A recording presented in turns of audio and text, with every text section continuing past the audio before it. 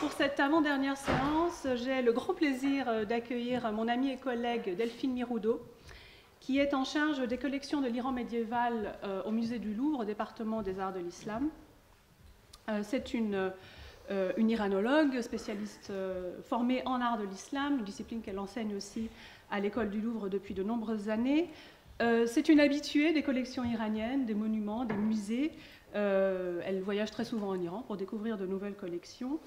Et ces voyages l'ont conduit à se spécialiser sur la céramique fine iranienne, et plus particulièrement sur la céramique à décor de lustre métallique. Elle va nous en dire plus dans un moment.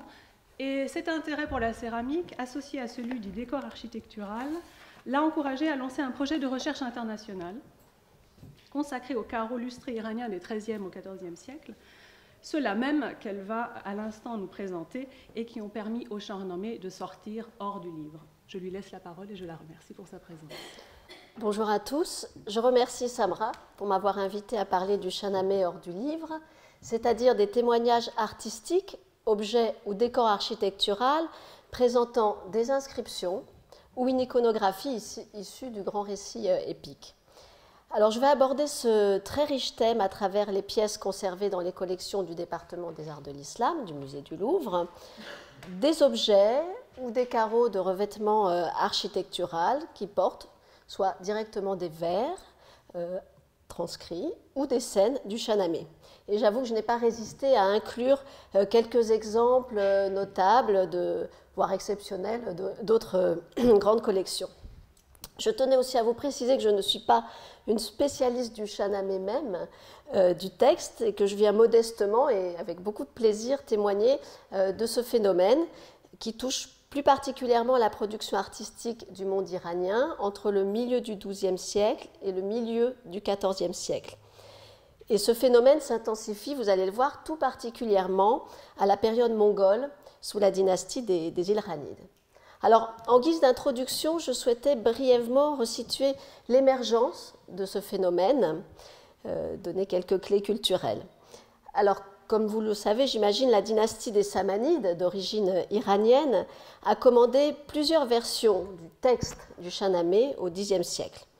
La première étant une compilation en prose et la seconde une version inachevée en vers, commandée par le poète Dariri. Et c'est sous leur pouvoir que Ferdowsi commence sa propre composition, qu'il achève sous le pouvoir ghaznavide en Iran oriental à la fin du Xe siècle. Ces mécènes s'affirment ainsi gardiens de la tradition historique iranienne, et c'est un moment où le persan est certes la langue de la cour, mais commence aussi à remplacer l'arabe dans l'administration. Au moment de l'affaiblissement de la dynastie des Samanides, deux dynasties turques entrent sur la scène du pouvoir en Iran oriental, les Kararanides et les Ghaznévides, et ils embrassent immédiatement la culture persane, accueillent des poètes persans à leur cour. En gros, voilà, ils se persianisent. Le phénomène culmine à la cour ghaznavide au XIe siècle, quand est promulguée une généalogie fictive les reliant au monarque sassanide Yazdegerd III. Ils n'étaient pas les premiers à le faire. La dynastie des Bouyides, une dynastie originaire des montagnes du sud-ouest de la mer Caspienne, l'avait fait avant eux. Les Bouyides sont connus parce qu'ils ont osé prendre Bagdad en 945, ils ont osé mettre le califat abbasside sous tutelle, et eux aussi élaborèrent une généalogie sassanide et firent revivre pour la première fois, à la période islamique, le prestigieux titre de Shahenshah, roi des rois. Voilà, c'est quelques éléments de contexte historique pour vous illustrer le climat culturel entre 950 et 1150, période qui préside à l'émergence progressive d'inscriptions en persan dans le contexte artistique et qui révèle en fait les enjeux qui sont liés à l'emploi de ces vers persans dans les monuments architecturaux sur les objets. Alors sur ce thème, je vous renvoie à l'ouvrage de Bernard O'Kane qui est paru à New York en 2009 et qui est intitulé « The Appearance of Persian in Islamic Art ». Il sera peut-être possible de mettre une bibliographie sur le site du collège. Peut-être, oui. Bon, voilà, je mettrai. Voilà, c'est ce que je me suis dit, comme Je n'avais pas eu le temps de la compiler. Alors même si de nombreux témoignages ont été perdus, on constate, pour la période bouillide par exemple, que les rares exemples préservés d'inscriptions monumentales ou d'inscriptions sur des objets, pour ce qu'on conserve des métaux, des textiles, emploient la langue arabe. Donc à une période où vraiment on essaie de trouver des liens avec la culture persane, tout de même il y a cette tradition, on continue à employer l'arabe. Selon Bernard Hocken, un des premiers exemples connus d'une inscription en persan,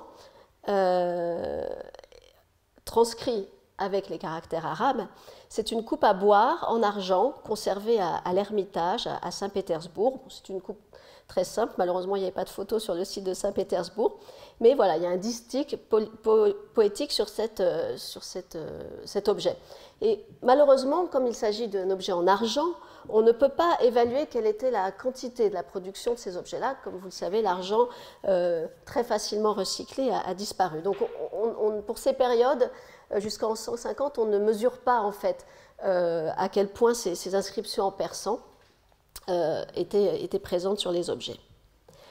Je souhaitais aussi mentionner un des rares exemples de palais préservés pour la période 950-1150, dont le décor présente des inscriptions poétiques en persan, dans un style proche du Shahnameh.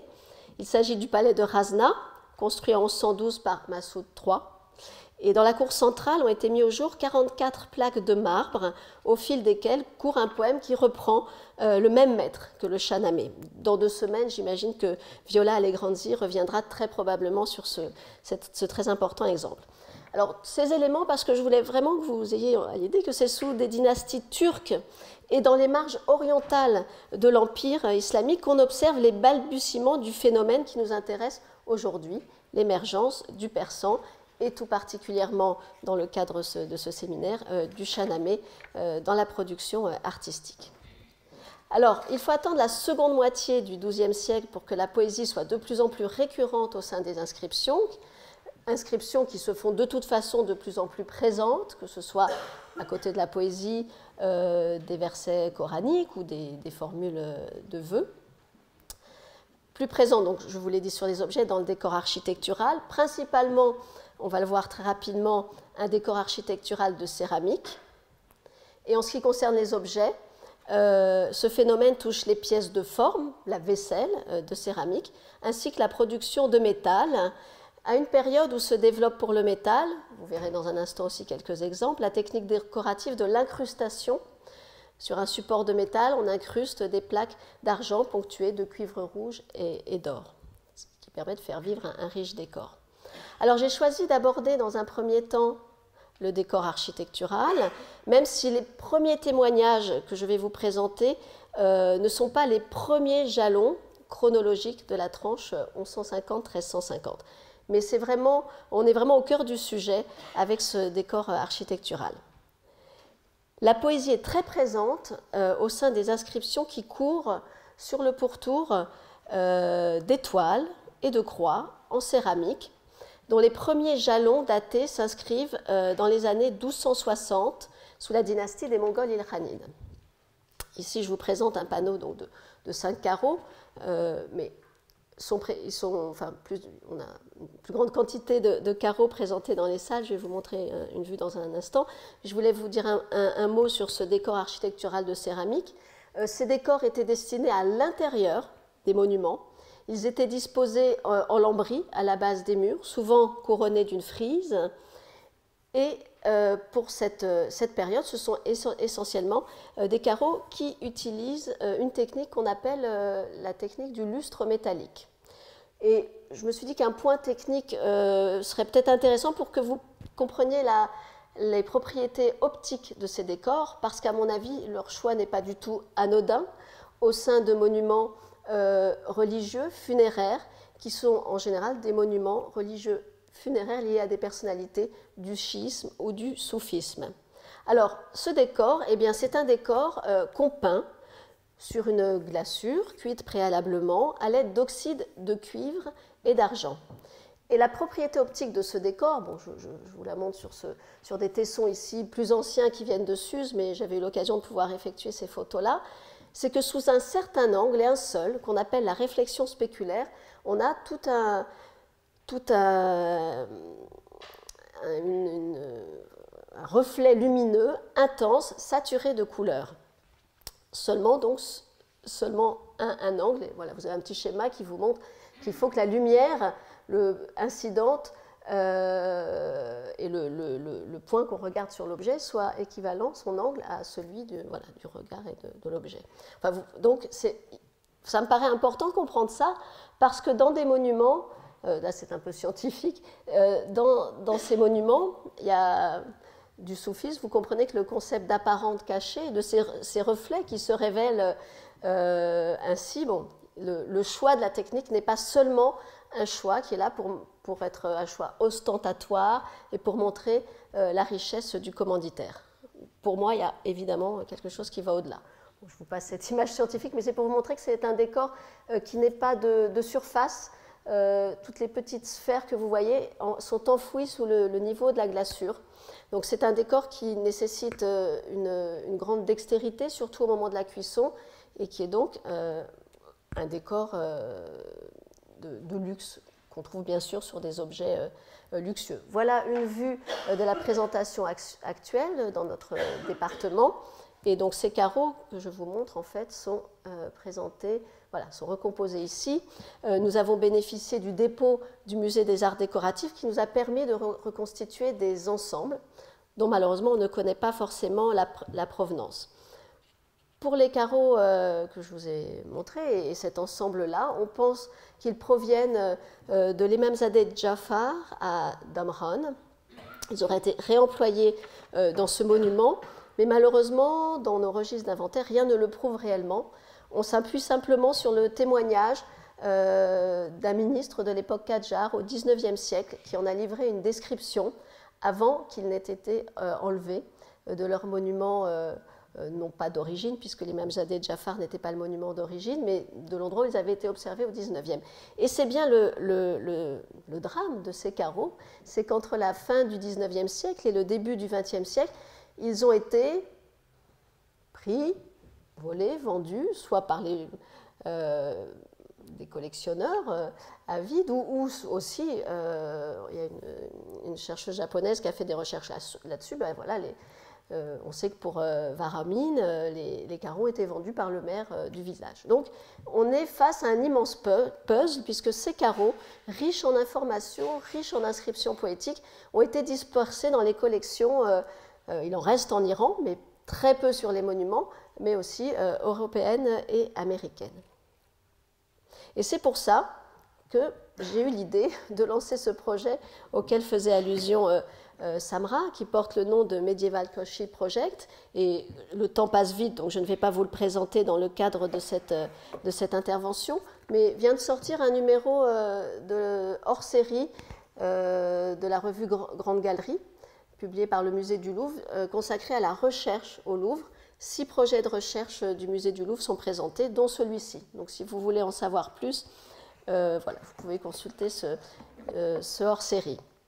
En tout cas, dans un premier temps, les axes de recherche de ce projet, les premiers axes de recherche se concentrent sur l'étude des inscriptions des étoiles et des croix, parfois sur certaines croix, mais essentiellement des étoiles, afin de mieux cerner cette production. Car dans ces inscriptions, qui sont en général poétiques, parfois on a des versets coraniques, il y a des dates, il y a des noms d'ateliers, parfois même des noms d'artistes. Donc l'idée, c'est de mieux connaître cette production, son contexte de création, en partant à la recherche, en prospectant un maximum de collections, toutes ces données historiques tangibles. On sait que ces carreaux étaient produits à Cachan. Les sources écrites nous les indiquent, mais certains de ces carreaux portent la mention faite à Cachan. Et donc là, ils vont nous intéresser, puisque certains d'entre eux, comme celui que vous avez sous les yeux, portent des vers du Shahnameh. Ce carreau avec, alors ces animaux, je ne sais pas comment on peut les identifier, maintenant j'ai plutôt tendance à croire qu'il s'agit de hyènes, portent des vers du Shahnameh. Donc vous voyez qu'on a associé des bêtes du Shahnameh à une iconographie, à une représentation qui n'a absolument rien à voir avec, voilà, avec l'image. Donc, voici les vers du Shahnameh qu'on peut trouver sur ces carreaux. Samra va avoir la gentillesse de les lire en persan parce que tu me disais que dans le cadre de ce séminaire, il y avait eu finalement peu d'occasions d'entendre le Shahnameh. کنون خورد باید می خوشگوار که می بوی مشک آید از جویبار هوا پرخروش و زمین پر ز جوش شده قصبه و دشت و لاله شده قصبه و دشت لاله فروش همه بوستان زیر برگ گل است همه کوه پر لاله و سنبل است به پالیز بلبل بنالد همی گل ز ناله او ببالد همی ز لاله فریب و ز نرگس عتاب ز سنبل نهیب و ز گل ناز و تاب. Je vais vous lire la très belle traduction de Pierre Lecoq, encore inédite mais qui va bientôt paraître. Et il avait eu la gentillesse il y a quelques années de nous la confier. Il nous faut à présent boire un vin capiteux, car le parfum des outres vient de hauts lieux. L'air est plein de cris et la terre s'émeut. Content celui qui boit et s'en trouve heureux. Le verger prospère sous les frondaisons, la montagne dispose de tulipes à profusion. Dans le jardin, le rossignol gémit et pleure, ses tristes plaintes font prospérer les fleurs. C'est un extrait de l'histoire de Goshtasp, et ces bêtes interviennent dans l'épisode du retour d'Esfandiar auprès de Goshtasp. Et je pense que ce thème du Shahnameh hors du livre pourrait donner lieu à un séminaire à lui seul, puisque il serait intéressant de discuter avec vraiment des spécialistes du texte, du choix, pourquoi le choix de ces bêtes-là et d'avancer. Et j'espère que dans le cadre du projet dont je vous parlais, puisque même si dans un premier temps, sa première phase de 5 ans, je m'intéresse aux conditions historiques de la production, mais aussi j'entends collecter toutes les informations de provenance. Elles sont rares à trouver, mais celles qui sont préservées, il faut très vite s'en emparer. Mais j'espère que dans un deuxième temps, il pourra avoir un vrai travail littéraire fait sur ces inscriptions. Alors je vais vous présenter les différents carreaux, mais je vais m'arrêter plus particulièrement sur cet exemple. Pardon. Sur cet exemple de carreaux donc, des collections des arts décoratifs, donc qui sont en dépôt au musée du Louvre en ce moment, parce qu'avec ces carreaux, puisque nous en avons 2, nous sommes au plus près du cœur de notre sujet et nous sommes face à un témoin du processus d'iranisation des souverains mongols. Ce processus de persianisation, iranisation que j'ai évoqué pour la période 950-1150, il est encore plus fort, mais aussi on le connaît mieux pour la période mongole.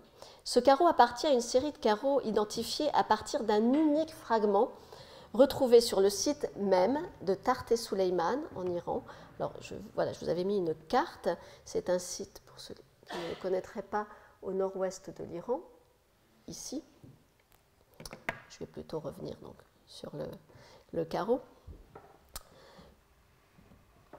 Donc, sur le site, on a trouvé un fragment, vraisemblablement appartenant à ce type de carreau. On doit cette identification au docteur Melikian Shirvani, qui a publié des articles majeurs et passionnants sur ce sujet, notamment dans les années 86.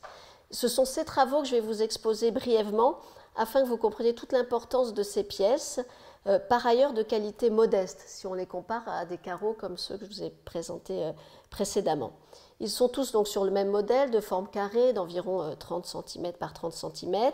Ils présentent un bandeau horizontal en léger débord par rapport au champ principal, qui encadre avec une étroite bande saillante en bas, une arche trilobée, dont les contours enferment une inscription en graphie cursive qui reproduit presque invariablement un hémistiche entier du Shahnameh.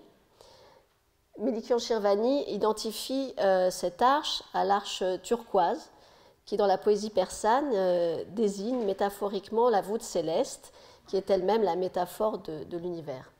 Par ailleurs, le motif de l'arbre parlant, vous voyez ici des rinceaux avec des têtes d'animaux, dans les illustrations du Shahnameh même, ce sont parfois des têtes de personnages, renvoie quant à lui au cycle d'Alexandre, Iskandar, qui, au bout de sa quête, arrive devant cet arbre qui lui rappelle sa fin prochaine et qui lui rappelle qu'il n'est qu'un humain face à la puissance de Dieu.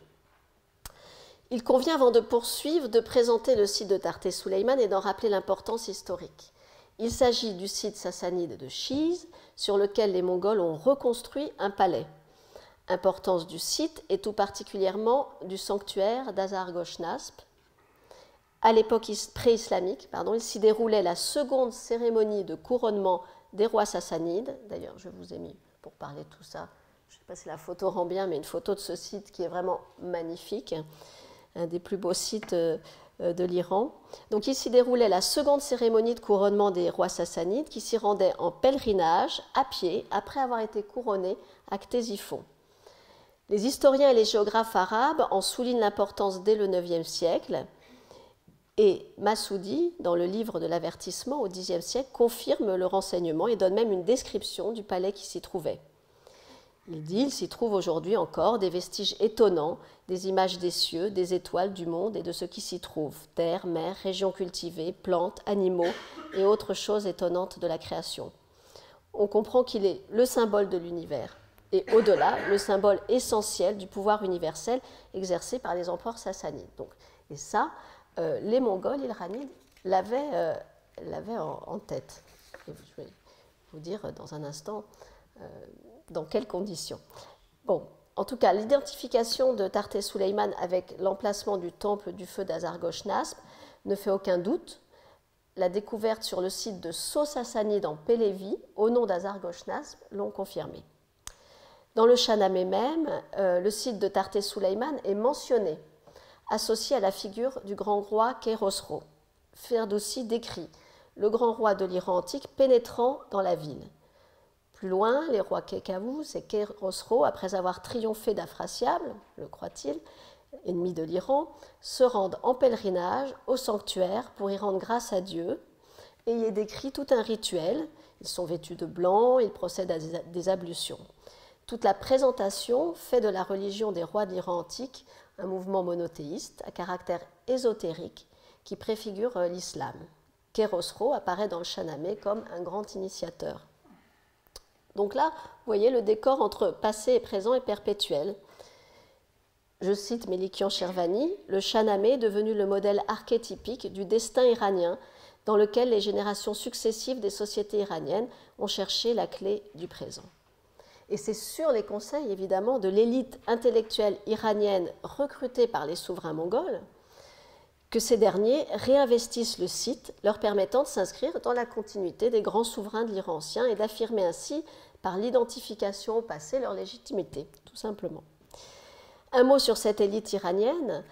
Pour Melikian Shervani, c'est le grand lettré qui a inspiré... C'est un grand lettré, qui a inspiré aux Ilran la reconstruction du palais sur le site de Chiz et qui fait du Shahnameh l'instrument d'une politique d'assimilation culturelle du conquérant mongol.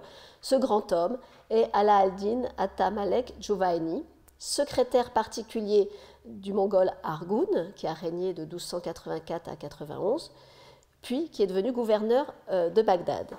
Il était l'alter ego de son frère, Shams al-Din, secrétaire général du gouvernement sous Abakaran, qui lui a régné juste avant, de 1265 à 1281, souverain qui a relevé Tarté Souleyman de ses ruines.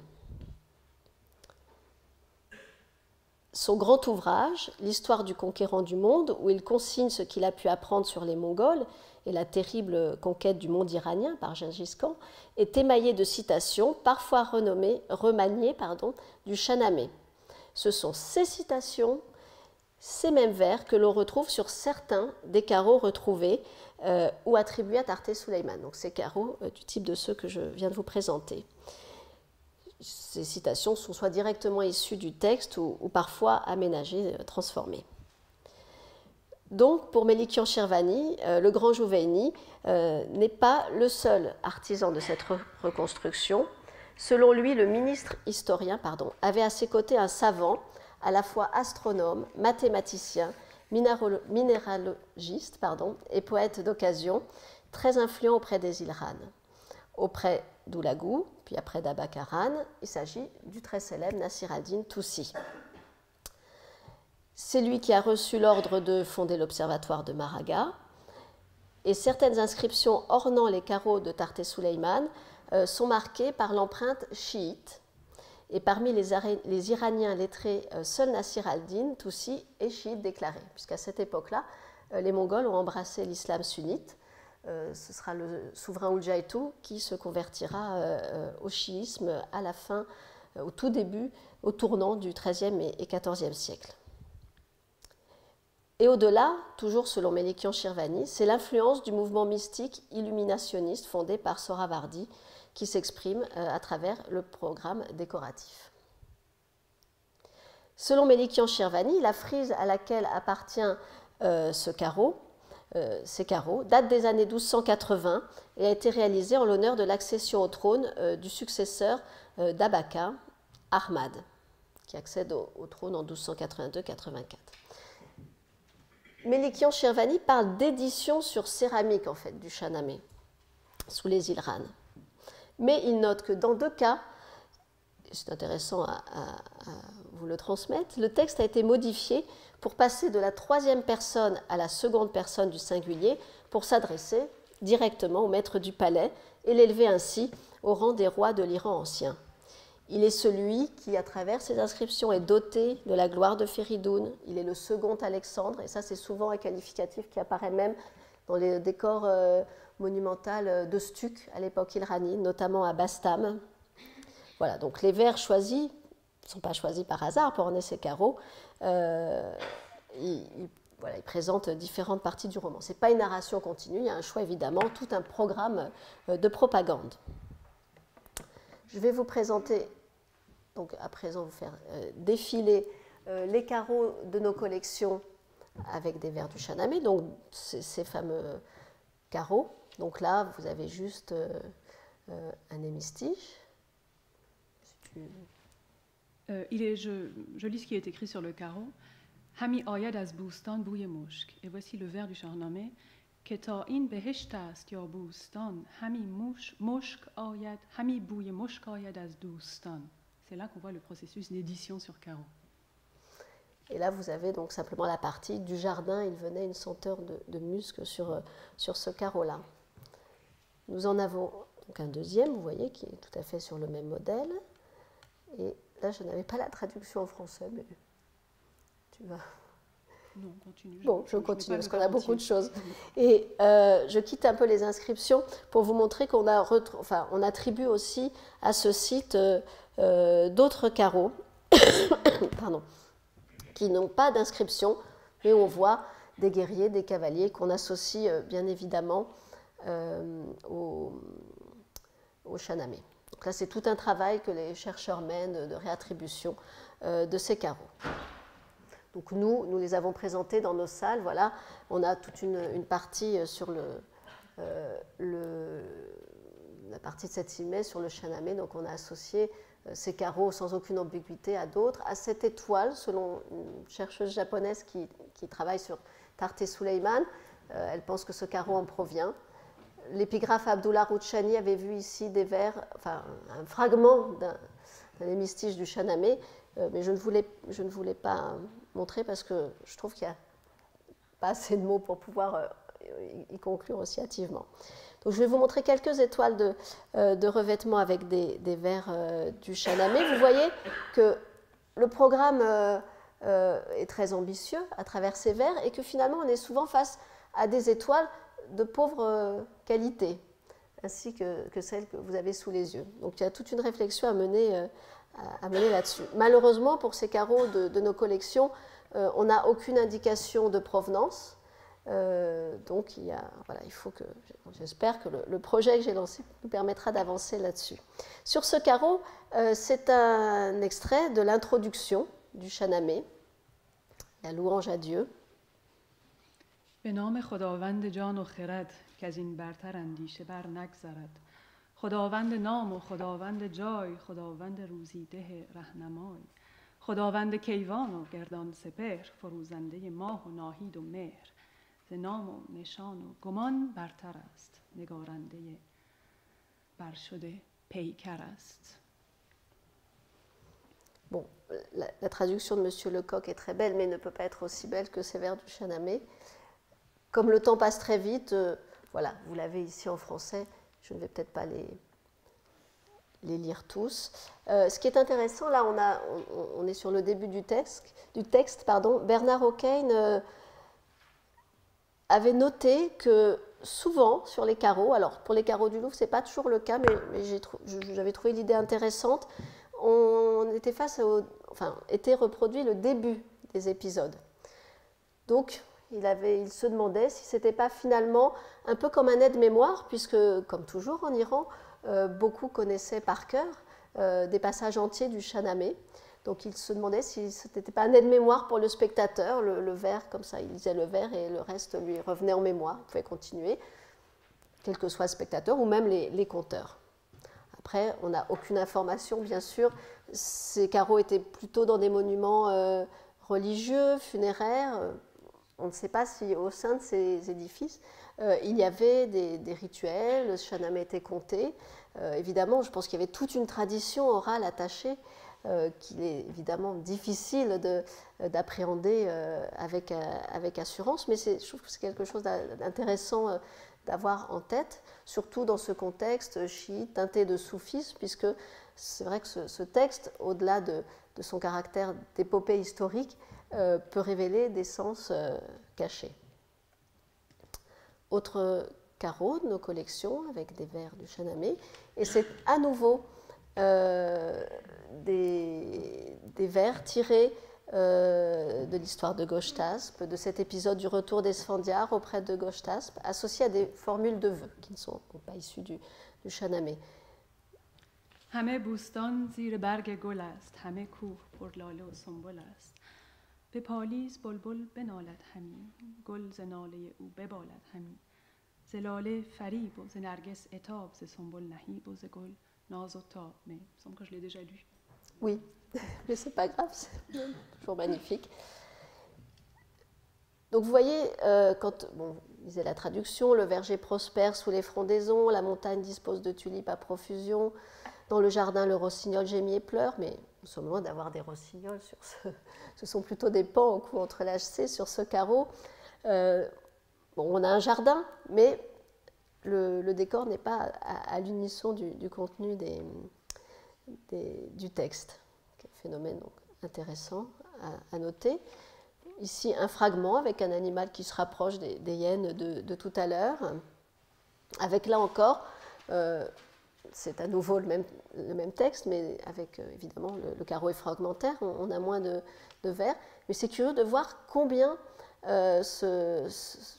des extraits de ce moment de l'ouvrage apparaissent sur nos carreaux. On ne va pas faire évidemment de conclusion hâtive, mais c'est pour ça aussi que je pense ce projet que j'ai lancé est précieux, parce que quand on s'intéressera, quand on aura compilé toutes ces inscriptions, on pourra vraiment, certains carreaux ont disparu, mais on pourra plus assurément pouvoir conclure sur vraiment les épisodes qui intéressaient du Shahnameh, qui intéressaient plus particulièrement les commanditaires. On a pour l'instant une perception encore trop fragmentaire. Un carreau assez remanié, retouché, mais bon, je vous montre au passage, il y a des parties qui sont ici qui ont été refaites, mais il est encore curieux de constater qu'on est encore une fois face au même, le temps passe très vite, au même extrait. Et je voudrais vous montrer aussi des objets. Cette étoile à décor de lotus, c'est un type d'étoile qui apparaît dans les années 1290. Là, vous avez un motif qui emprunte au répertoire chinois. Évidemment, par leur contact avec leurs cousins, la dynastie des Mongols de Chine, on a vraiment tout le répertoire décoratif iranien à cette époque est revivifié par des influences chinoises. Et sur cette étoile, finalement, décor presque banal de lotus, puisque le lotus fleurit vraiment à cette époque-là sous les Mongols, on a des vers poétiques très, très intenses qui sont associés finalement à ce paisible décor floral. Ces vers sont des vers issus de l'épisode, c'est dans l'histoire de Kakaous, de la mort de Sohrab, le fils de Rostam. Donc là, c'est vraiment parmi les vers les plus douloureux et les plus tragiques du Shahnameh, puisque le grand héros Rostam combat un adversaire et triomphe sur cet adversaire, mais il ne connaît pas l'identité de cet adversaire, qui s'avère en fait être le fils qu'il n'a pas vu grandir. Donc là, vraiment, et il est vrai que les inscriptions jusque-là nous ont transmis des moments plutôt paisibles, plutôt liés à une atmosphère, un climat. Là, on est vraiment face à un moment clé de l'ouvrage. Voilà, donc je pense que ça peut être lu.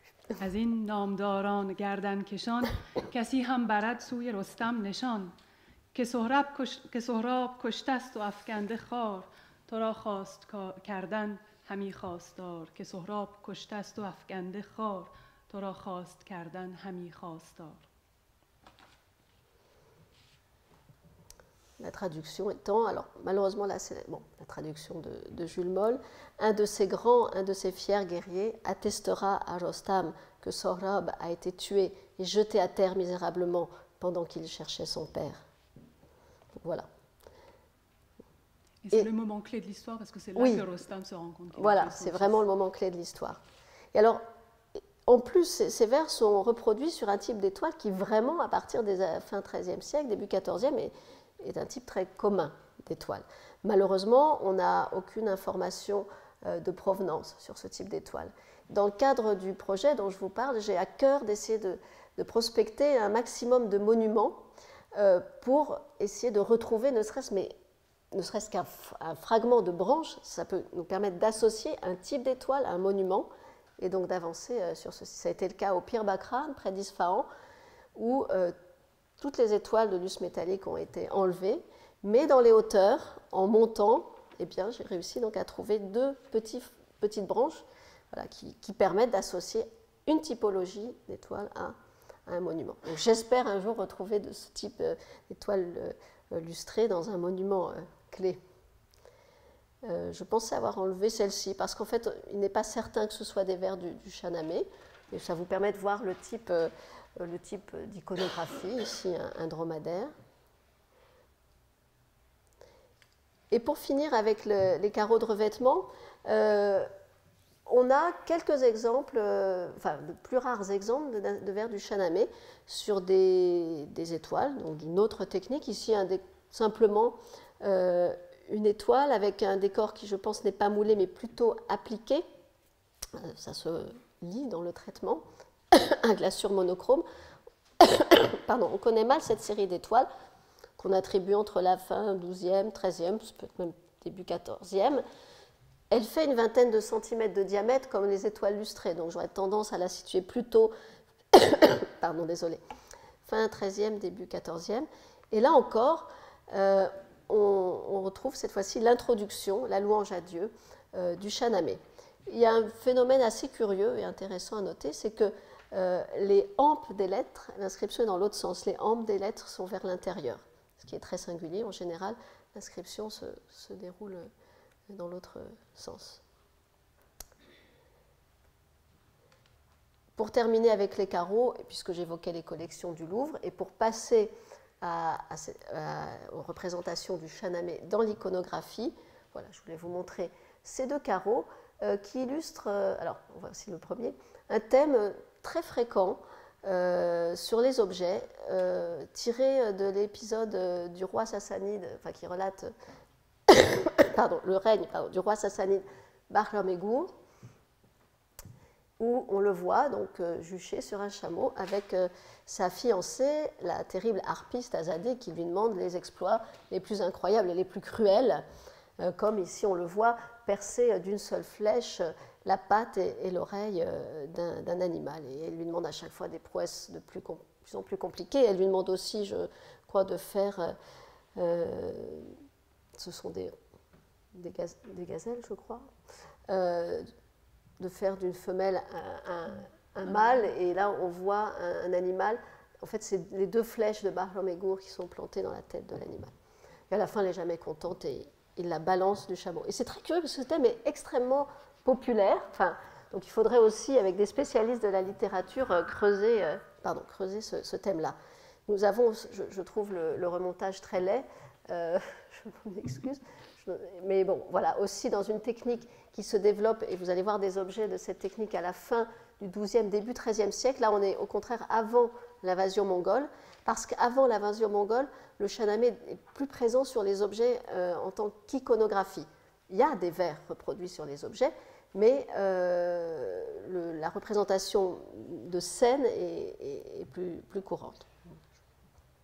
Et pourquoi est-ce que je vous ai remis une carte? Je ne sais pas, peut-être pour vous montrer le centre de Cachan. Oui, parce que je voulais vous évoquer, puisque les objets que je vais vous montrer là dans un premier temps sont des objets issus de ce grand centre de production céramique de l'Iran médiéval, Cachan, qui produit les pièces de céramique les plus fines, les plus riches, à partir de la seconde moitié du XIIe siècle. Donc vous voyez, c'est vraiment l'époque où toutes ces inscriptions viennent s'inscrire sur les objets.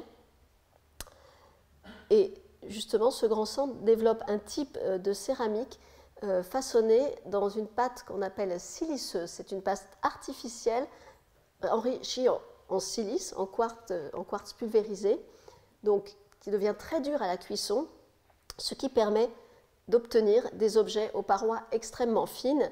Et dans le cas de cet objet, dont la base est reconstituée, malheureusement, vous pouvez vous en rendre compte sur la vue de droite. On a même repercé l'objet. Pardon, je suis désolée. Je vais le voir. Et toute la physionomie en fait, des pièces produites change à cette période-là.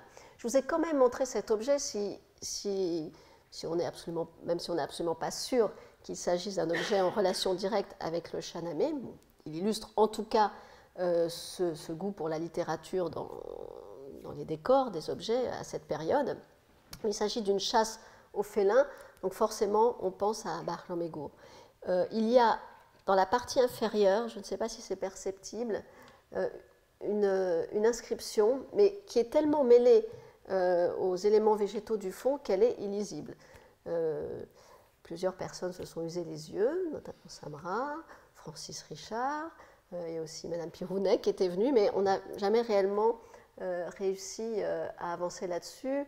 Madame Pirounet qui avait pensé aussi parce qu'il y a un berger à un moment qui intervient dans l'histoire de Bahram Gour, mais qui est âgé. Là, ce personnage à la chevelure bouclée qui se distingue vraiment des autres personnages qui ont vraiment le type asiatique turc. Bon, est-ce que... Voilà, ça c'est un objet, j'espère qu'on avancera un jour sur la connaissance de cet objet.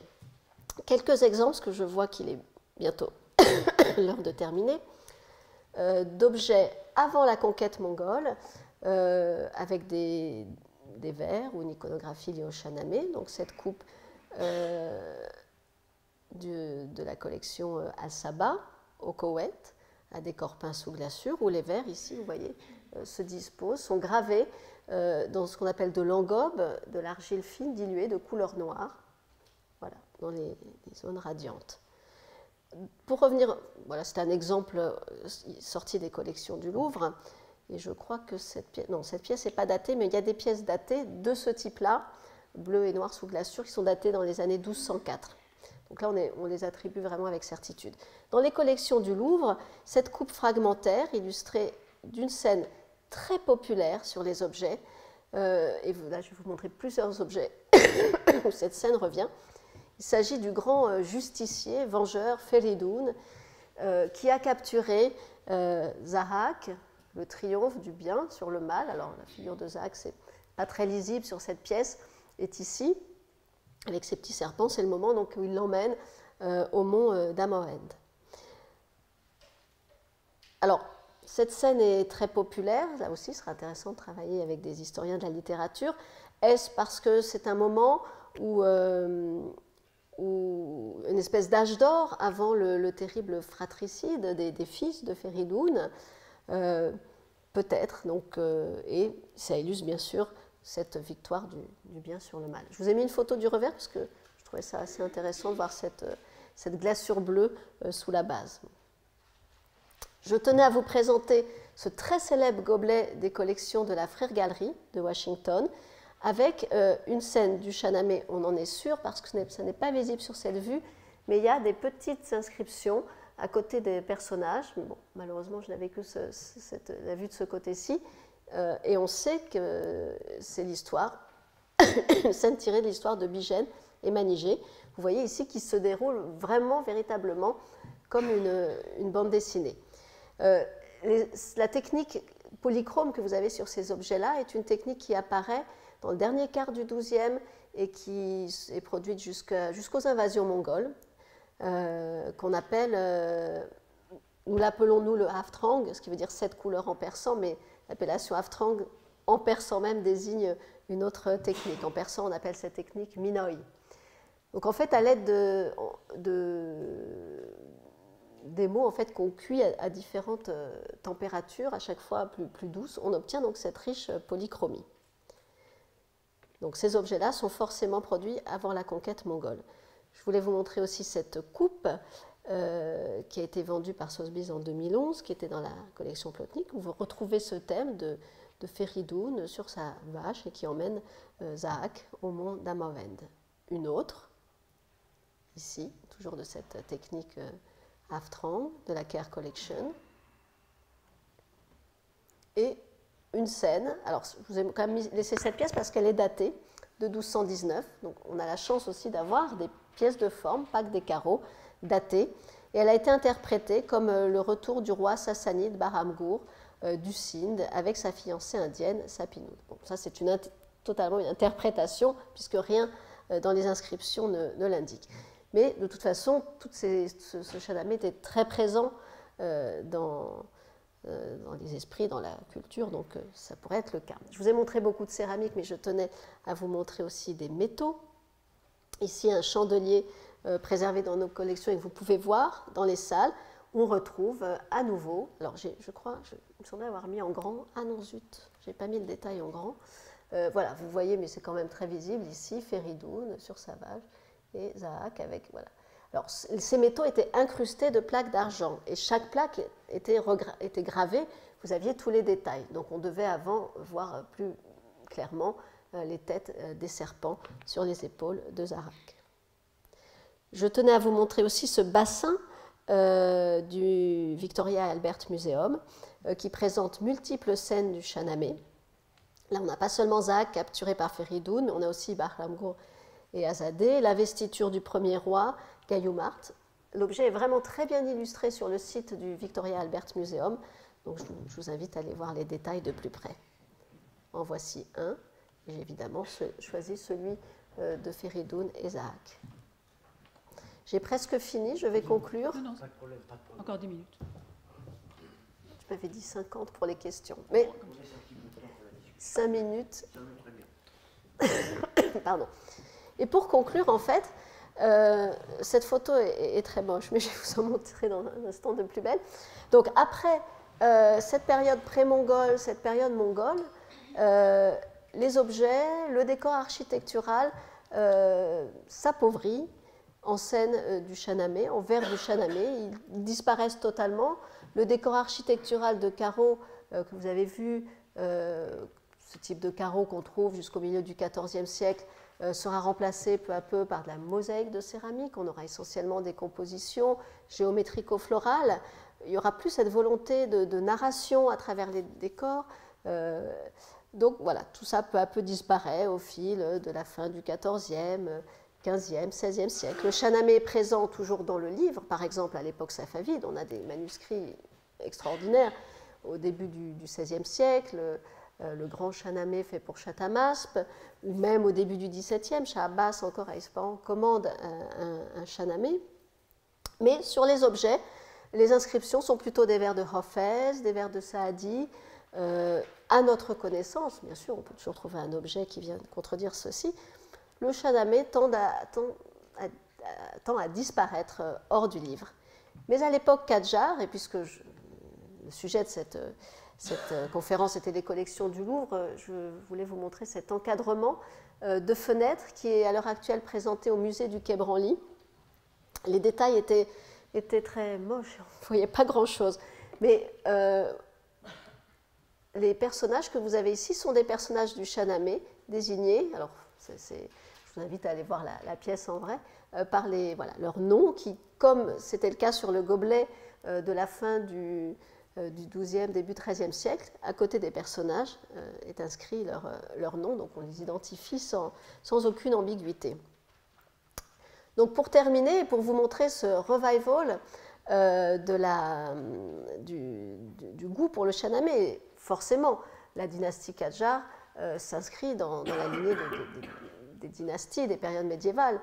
Il y a forcément une volonté de légitimation derrière cette démarche, favorise réellement dans l'iconographie, décor architectural. Donc là, grâce à Kianouch Motahedi, ici présent, chercheur iranien, j'ai pu avoir quelques beaux clichés de décor architectural, mais aussi sur certains objets, on retrouve donc cette iconographie du Shahnameh. Donc vous avez ici un exemple de Rostam tuant le div blanc, c'est à Shiraz, à la citadelle de Kalimran.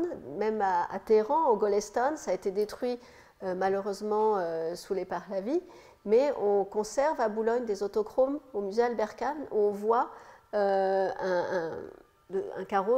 ensemble de carreaux de ce type-là, où au Golestan, il y avait cette iconographie de Rostam tuant le div blanc. Ici, une représentation de Tamuras, c'est au musée Moukhaddam à Téhéran.